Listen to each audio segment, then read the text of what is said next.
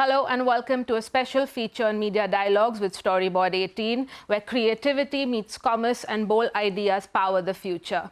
I'm Delshad Irani, and today we are bringing you exclusive insights and takeaways from one of the most impactful gatherings on the global marketing and creativity calendar, the Storyboard18 Global Pioneers Summit. Held at the intersection of innovation, imagination, and industry, the summit was a powerful celebration of pioneers who are redefining the role of creativity in business. It brought together an extraordinary constellation of global and Indian leaders, visionaries alongside disruptive founders, marketing trailblazers, and tech changemakers, all converging on one stage to exchange ideas, share stories, and inspire a new wave of innovation. Across keynotes, fireside chats, and power panels, the conversations focused on how creativity is no longer a nice-to-have, but a core business strategy, a force to solve real-world problems, spark growth, and build meaningful connections with consumers and communities alike.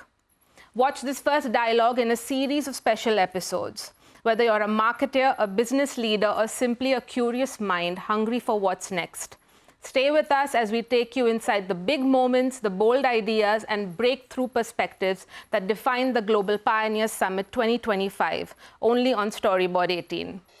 Pepsi made headlines recently for its Anytime campaign. And everyone, those of us who remember what the cola wars were, we sort of look back at that World Cup campaign, nothing official about it, and we were quick to draw those parallels as well. You were at Pepsi then, right, when that campaign came out. What was it like? What was it like then? Give us that sort of view from then. Well, I've been with Pepsi, or literally with the only organization which one has worked. And it's an amazing organization. Our entire campaigns in the past, and even the current one which you've seen, is largely consumer-centric. And I would extend that word, it's consumer maverick. We keep consumers at the heart of it, and everything we design over that. That's the first part. The second part, which is in our DNA, is we have a challenger mindset. Whether we are a brand leader or we are a brand follower, what keeps us agile and going is all about being a challenger mindset. And that's in our DNA across the organization. And the third part, which really works for us, is we maximize the moment. So 365 days, every hour, every second, we maximize those moments, right?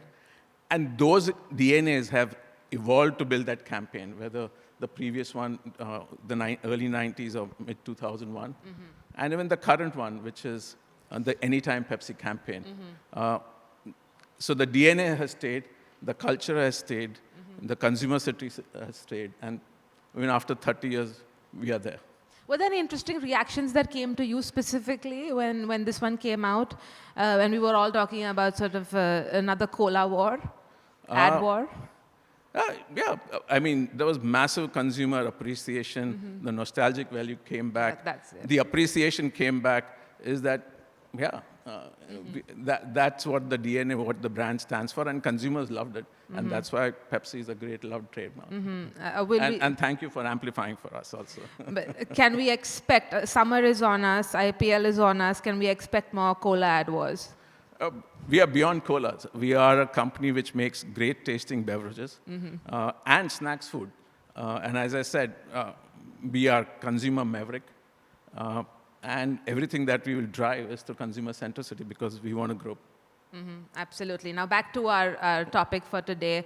I really liked your point about egos. So let's just get into that, straight into it. How do you leave your ego at the door when you say you need to build these partnerships, and you're not ashamed to say that as Pepsi? How do you sort of then leave your ego at the door and encourage others to do the same? It's a tough one, right? Because we've built in an environment where we want to be competitive. And that's true, not only in India, everywhere. From the day we are born, we are getting competitive to be getting into the right hospital for medical treatment for our mother, then into schools, etc., right? But when we want to drive things like this as sustainability and local communities, we need to dial up collaboration and dial down a bit of competitiveness. And that requires to keep our egos aside. A classic example which I can think of, about a couple of years ago when the government came with this whole MLP recycling, many companies individually tried to do what they could do. But we failed because everyone wanted, like Pepsi said, we could do this, XYZ, we could do this. And they wanted to do each one of them in their own way. But we were not able to get that ecosystem going. I think then we collaborated, collectively came together with about 25, 27 like-minded companies, and we created a forum called We Care. And when everyone came to the same passion and ego and the end goal, and left our egos aside, we made that change. I think over 3 to 4 years, these companies ensured 100% of the materials were getting recycled, picked from the market. We created a great ecosystem, and they got into the recycling system. I think that's where it is. When you have a shared goal, and we all moving to the right direction, I think we can leave our egos aside. And goals, not egos. But tell me a little bit about how do you at Pepsi, of course you joined Pepsi Pepsi, you came back to India not too long ago. Tell me how you are putting some of these strategies in place at the company, where you are encouraging more partnerships at every level. For Pepsi, if you see a global vision, it's a very simple vision, is smiles in every sip and every bite with Pep Positive. That whole Pep Positive is about purpose and partnership, right? So for us as an organization, business and purpose are two different sides of the same coin. We don't believe fundamentally that we will have a long-term sustainable business or the consumers will give us a right to stay in this business for the next, after 2, 3, 4 decades, if we don't drive this purpose in a rightful manner. And that's what we are embedding as in our organization, and it's one of our key strategic pillars. Business pillar exists, but this of Pep Positive is a part and parcel of it. And I think the organizations, the individuals have accepted that because they believe it's the right thing to do. And we want to make a better place, not just by giving great products, but also doing it in a more responsible manner. I asked Hina this earlier on DEI initiatives, and we've seen companies backtracking also. When it comes to the subject of purpose, again, there's been a little bit of a debate these past few years. What do you think about what's happening when it comes to the backlash to purpose? However a company may define that purpose. But when we speak about purpose-driven brands, have you felt that perhaps it's been, the idea has been abused, has been overused, and therefore we saw that pushback, famously at Unilever when we saw the board. So how do you feel about that now? Now that, given your global experience as well? Listen, brands and purpose will go hand in hand. Does it mean every brand needs to have a purpose? I'm not sure of that. Because if a brand needs to have purpose, it needs to be authentic. A consumer is not stupid, okay? So if you don't have authenticity for that purpose and the brand which can correlate to a consumer, it will not go far. And that's why on our particular brands, for example, Lay's, it has a purpose because, as I said, we are an agri company. Not many people know. We work with 27,000 farmers nationally. And we support them with seeds. We work with them on fertilizers. Like every FMCG have a sales team, we have agronomists. We have almost 250 agronomists working with farmers through the season to ensure they've got the right fertilizers. We use technology. And we've shared those technology handhelds. So they know whether the rain is going to happen or that part of the field, on a left corner, there is less amount of water, so they need to irrigate better. Or there is a potential soil which has become less needs fertilizer. Those are the things which we want to drive. And hence, Lay stands for that. And then meaningful purpose then goes with that. So I think there is a huge opportunity. Brands not having a purpose, I don't think will sustain long. But it needs to be authentic. And of course, ties in very well with your point about on the principles of partnerships. But just one more question to you, Jagrut. And when we spoke about the campaigns, of course, or any of the other initiatives, that doesn't happen if you don't empower your teams. So if there's a message here for emerging leaders or for just about anybody on how to empower their teams, do you have any for us? Absolutely. Listen, I think some of the speakers spoke about, as an organization, first, as I said, we are consumer maverick. So we encourage it, whether you are in sales, marketing, finance, think consumer out first and get into the insights and stuff like that. Once you've done that, we encourage people to be bold and agile and take those risks because normal, common ideas will not break through. The anytime idea happened because of half-time idea. All right? Those are realities. So take those bold, be agile, and take those calculated risks, and empower the team to do that. People will make mistakes. It's how you behave at that point of time and how you treat that makes a huge difference. We believe, yeah, people will make mistakes, and which we do. Many a times, some of our campaigns have not worked. But we learn from it and move on with life. So I think those are the 3 principles we work with. You have, your leadership philosophy emphasized that, right? The importance of calculated risk and learning from failures, which is the fail mindset. Yeah. I mean, one of a past president has said, right? India's past, fail means first attempt in learning. So why fear failure? Not doing is a problem. Doing something and failing is not a problem. Absolutely. It's a great note to end our chat on. Thank you so much for your time, Jagrut. Pleasure chatting with you. Don't go anywhere because we'll take a quick break and be right back for more from the Global Pioneers Summit.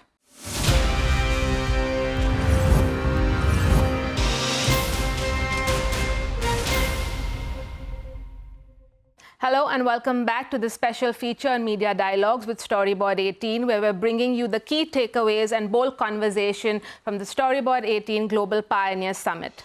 Give a show of hands again. Yes, please. Okay, great. Thank you. All right. So, any more questions for the audience before we start? How many of you are using AI every day? How many of you have paid for AI? Okay. Ghibli. More. Did you try it though? Did you? I have been obsessed with it for the last 48 hours. I've been just doing that. I was sitting over here and doing that too. We hope you were listening too as well. But okay, so since you started with the topic of AI, I have to ask you this then. You ask the audience, what does Kunal Shah use AI for? Yeah, I think the advantage of being dumb in life is that you have unlimited questions. And unlimited questions on many things that you don't understand at all. And I think AI allows a lot of people like me who are clueless about many, many things to constantly know and constantly get curious about things and not have the fear of my expertise being challenged, right? I think a lot of experts are in denial of AI. And a lot of dumb people like me are embracing AI because we could never be experts. So I think it's just an interesting time where all of us kind of are leveling up in some ways. So my usual, I have unlimited curiosities. I probably have like 100 questions a day on AI, but it's just feeding the curiosity that I always have managed to retain. There's something else that we briefly talked about with Prasoon and Suresh as well. And I come from a print media background, so I've seen that evolution in media and our use of it. And we were talking about writing earlier, and I had to ask you this. I mean, will there be a time when we will perhaps start seeing folks like writers say, the same way that we look at people who can do high-level math without the use of any device or a calculator, we just look at them in complete awe. Will we get to that point where we'll see certain people like that, those who do writing and poetry and art just without any devices or technology or machines? Well, they exist right now, a lot of them. But I think very soon we will see hybrids. And I think they will become insanely more superior because if you are a creative person and let's say you are able to leverage AI to kind of fuel your thinking even and get faster feedback loops to your thinking and give you more prompts, give you more thoughts, give you more dimensions to think about, it'll automatically feed your curiosity a lot more, right? So I think it's a tool that can actually play a role of a catalyst to a very creative person. But the people who pretend to be creative and have managed to use formula and survive will struggle because they'll get exposed very quickly. How do you think we will see then originality, for instance, going forward? I think whatever we define as originality is a curious person's ability to connect many, many dots at a much wider and deeper way than most human beings can. Nobody is just born original. They are just having this exploration throughout the life which takes them to different places, and they connect dots very differently. But I think for the first time, efficiency of collecting dots is so much high that people who can connect dots will find it extremely efficient to do that. So I think it's overwhelming though, because you will soon realize that you really don't understand many, many things.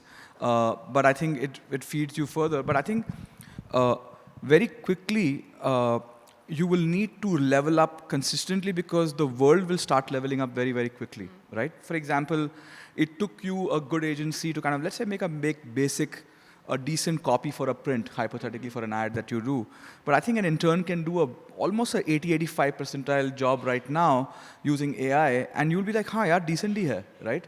And then the level changes dramatically, right? Thankfully, we'll see tools that will audit people's work and tell them this is terrible, and thankfully we'll stop seeing more terrible work that exists till now. But I think my general hope is that ultimately this is the taste that will matter. When there is a lot of stuff that can come your way, it's about picking. That will matter a lot. I asked, previous speakers also, we talked about previous campaigns. I mean, one of the most iconic campaigns, and I think everyone in the room will remember it as one of the most memorable campaigns, was the Angry Dravid ad. 10 years, from now, say, would that have been written the same way? I mean, how do you think it would play out in 10 years' time? Would we still have an Angry Dravid ad? I think, first of all, we have to understand that when I grew up, remembering some iconic ads was really good because I was not bombarded with short videos. I call ads as short videos too, right? All of us are now consuming hours and hours of short videos on our phone, either on YouTube or Instagram Reels or whatever. They're technically all ads, right? So our ability to memorize anything is going to be very, very low in general, right? So constantly creating something that allows, like Prasoon talked about, maintaining that soul and identity and trying to differentiate is going to get harder and harder and harder because for the first time we are dealing with humans who have seen it all and are perpetually bored, right? If you look at younger people over here, they are very bored because they have seen it all. I mean, let me give you another example. If you make a kid, which is 5-year-old, watch animation series, they can watch it again and laugh again and again and again because their ability to pattern recognize is not evolved, and therefore they find it exciting every time. But you are dealing with humans who have now seen all sorts of content and all sorts of themes and seen Korean shows and now gone and checked something else and have figured out patterns everywhere. Their threshold to feel any emotion and excitement is at a very different level, right?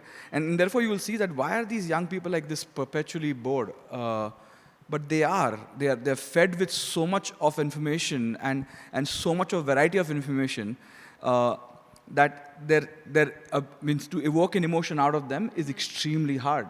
So I think talking about 10 years from now, it's, by the way, very hard to imagine 10 years from now in the world that we're living in right now, because I think humans are going to fundamentally change in this period of time.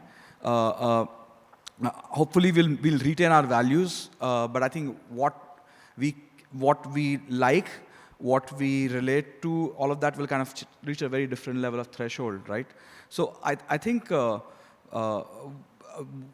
being cluttered, I think CRED worked because we did not follow any formula of how ads are made.